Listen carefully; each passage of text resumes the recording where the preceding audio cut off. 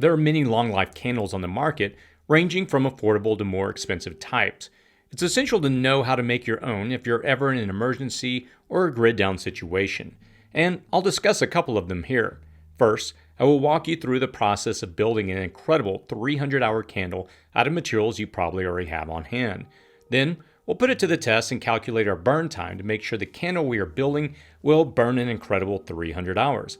So let's get started. Download the Start Preparing Survival Guide to help you prepare for any disaster. I'll post a link in the description and comments section below, or visit cityprepping.com/get started for a free guide to help you get started on your journey of preparedness. What you need. For this candle, you'll need a jar. You can use a mason jar that will be less prone to cracking from the heat, but I'll use an old pickle jar. That will be closer to what you might have on hand after a disaster. When selecting a jar, you want to make sure that the glass has no air bubbles in it. When heat is applied to a jar with air bubbles, it causes the air in the bubble to expand and the glass to crack. I'll also heat this glass before adding hot oil to it as a precaution against cracking. For the oil, I'm using off-the-shelf Crisco. Modern formulations of this product have hydrogenated palm oil and soybean oil. Both of these will burn slower. They will also stay relatively solid at room temperature. Finally, I need a candle. I could go with a small long burning candle or beeswax candle, but I wanted to emulate your post-disaster situation, so I'm going to use a tapered Christmas candle. Making the candle. Start off by gently melting the Crisco in a saucepan. My jar is about 48 ounces, and my can of Crisco is the same, so I will liquefy the entire amount. You don't want to use the Crisco can itself because it's cardboard. You could use it in an emergency because the heat generated by your single flame isn't that great, but glass will be a safer option for your candle. As the Crisco is liquefying, you will want to size your candle to be 1 inch to 1/2 inch below the top of your jar. This can be done pretty easily by measuring it and then just rolling your knife on it on a cutting board. I want to use the thicker part to give it more wax, so I taper the end of the candle and then set it aside. When the oil is liquefied, turn off the heat and remove it from the burner. It will stay liquid even as it approaches room temperature, so let it cool down to below 120 degrees or so before pouring. I heat the jar with hot tap water to around 120 degrees. If you're doing this in a mason jar, you could heat the jar in a hot water bath or even the oven. The ideal is to avoid putting hot oil on cold glass. I just add the shavings in here because, well, waste not, want not. You can add essential oils like citronella, geranium, lavender, or eucalyptus to make your candle also act as a kind of insect repellent. But if you leave it just pure oil and wax, you'll be able to use the Crisco for cooking or one of its many other post-disaster uses if you need to. You can still cook over the flame in a container, even with scented oil, but you can't use the oil in your cooking without also making your cook taste like an essential oil. When the temperatures are close and your oil has cooled sufficiently, ladle it into your jar. When the glass is heated enough and the threat of cracking has subsided, you can pour the oil into about 2 inches from the rim of the jar. Put the lid on it and place it in the refrigerator to solidify again.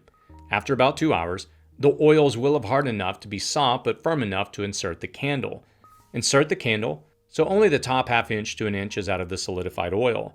Return it to the refrigerator to harden even more. After about another hour, use the end of the spoon to make a small trough around the candle. This will create a pool of wax that will form and slowly uptake the oil to keep your fire burning. You can use your finger for this too. Also take about 2 pinches of salt and sprinkle them around the flame area. The sodium will help extend the candle's life just ever so slightly by regulating temperature by just a few degrees. That may be a myth, but it's something I learned a long time ago, and I have no reason to doubt that it's true. That's it. You just made an emergency candle. It's terribly simple, and even if you don't have refrigeration, your Crisco will solidify enough to prevent your candle from moving. Let me explain all the reasons why this works as we light it and put it to the test. Why this works and every other question. This works for several reasons. First, it's not solely a wax candle. Beeswax, soybean oil, and paraffin candles will give you the greatest burn when it comes to waxes. Here, the candle is more of a catalyst than a wick. The oil part is similar to an oil candle, but oil candles alone are difficult to keep lit without a decent wick. So, this candle marries the best of the wax candle with the best of an oil candle. Hydrogenated palm oil and soybean oil will give you the longest burn times for the oils. You could use any vegetable or even animal fats, but the vegetable oil will provide you the cleanest and longest burn. You could use rendered lard, but the flash point is lower, about 370 degrees versus 470 degrees, and your area may be smokier and smell like cooking meat. This candle will work best in colder climates and on colder days.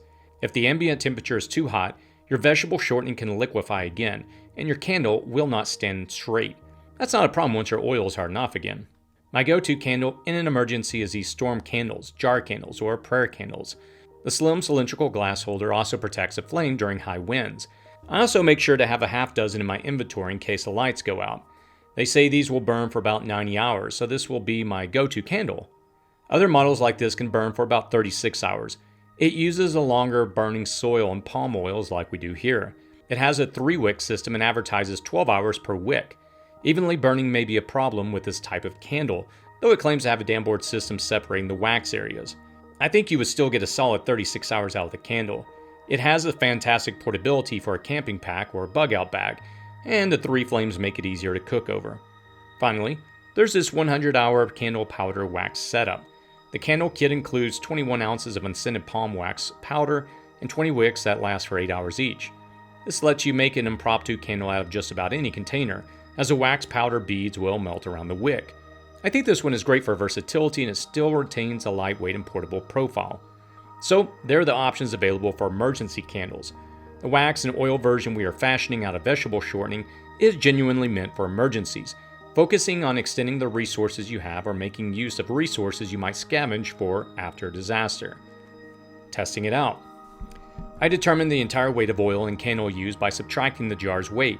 To calculate total burn time, you can either let the candle burn out completely or determine the rate at which the flame consumes the candle. So I lit the candle and recorded the time. After 4 hours, I took another weight measurement to note the difference, and it was a ½ ounce lighter. After another 4 hours, I again measured to determine the weight difference, and it was another ½ ounce lighter. I let it burn through the night and measured every 4 hours, and it was always precisely a ½ ounce. It stayed that consistent through an entire 24-hour cycle. You can keep time by it. That's actually another use for a candle, by the way, as a measure of time. Imagine if you needed to know how long you or someone else was gone. Simply light a candle and calculate the weight difference between when they left and when they got back. Every ½ ounce here equals 4 hours.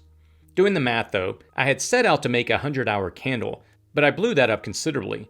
At the rate of 1 ounce per 8 hours, and a starting weight less than the jar weight of 37.9 ounces, I can multiply by 8 for the hours. I've created a candle that will burn for an incredible 303.2 hours. That's just a little over 12.5 days of straight burn time. That far exceeds my expectations. If you were only burning this candle about 6 hours a night, it would last you roughly 50 days. The final aspect of an emergency candle is how well it stays lit and how worry-free the flame is. I had minimal air circulation and only turned on my house fan for a while during the test, but the flame was steady and not as low as I would have thought. The high walls of the pickle jar protected it from breezes and therefore flickering. The jar's wide mouth allowed enough oxygen in for the center flame to burn steadily. It was never wildly out of control, as I fear might be a possibility with the oil. It was pretty consistent and steady. It didn't flicker as much as I expected. So there you have it. It's part a wax candle and part an oil candle, and it will stay lit for an incredible 303 hours. 50 days of light, heat, and fire is almost a luxury through a disaster. The flame may be small, but there's a tremendous amount of light and heat that you can throw together for a few dollars or with pieces you can scavenge. Next time you have one candle that, at best, will burn for 3 hours, turn it into a mega candle with this simple method. Pack all of the parts into your emergency storage, and considering including essential oils if you also plan on using your candles as an insect repellent. What do you think? Have you made one of these? Any tips, things to try, or definite do not suggestions? Let us know your thoughts in the comments below. I try to read the comments and respond to them when I can, and that's typically within the first hour of releasing a video. Please consider subscribing to the channel and click that bell icon that will appear next to the subscribe button if you'd like to be notified when I release a video. Give this video a thumbs up or leave a comment to help the channel grow. As always, stay safe out there.